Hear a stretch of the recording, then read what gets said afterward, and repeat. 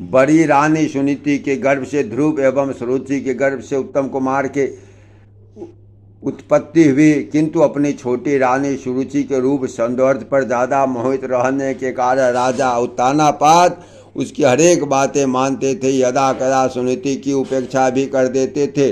सुनीति से उनका प्रेम कम था। एक दिन राजा अपने सिंहासन पर बैठे उत्तम को गोद में लेकर दुलार रहे थे। उसी समय बाहर से खेलता हुआ बालक ध्रुव को गोद में ला वहाँ आ पहुँचा। वह पुत्र वह भी था। उसे देखकर राजा के मन में प्यार उमड़ा। उन्होंने उत्तम को गोद से उतार कर बालक ध्रुव को उठा लिया। राजा के इस कार्य को देखकर वहाँ खड़ी छोटी रानी सुरुचि को अत्यधिक ईर्ष्या हुई। उसने ध्रुव को राजा की गोद से घसीट कर नीचे उतार दिया।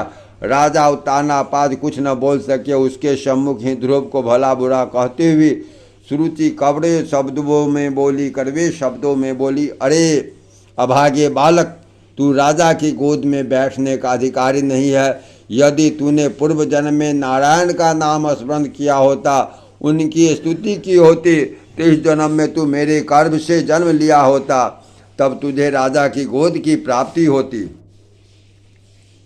तू इस जन्म में राज सिंहासन पर नहीं बैठ सकता। छोटी माता सुरुचि की कटु वाणी सुनकर 5 वर्षीय बालक ध्रुव का मन घायल हो गया। वह रोता हुआ अपनी माती सुनीति के पास जब जा पहुंचा, उसे रोता देख सुनीति ने उसके रोने का कारण पूछा। तब वह बोला, हे माते, मैं खेलता हुआ पिताश्री के पास पहुंचा। मुझे देखकर उन्होंने मुझे प्रेम पूर्वक उठाकर अपनी गोद में बैठा लिया, किंतु कहकर वह सुबकने लगा। तब सुनीति बोली, किंतु क्या बेटा?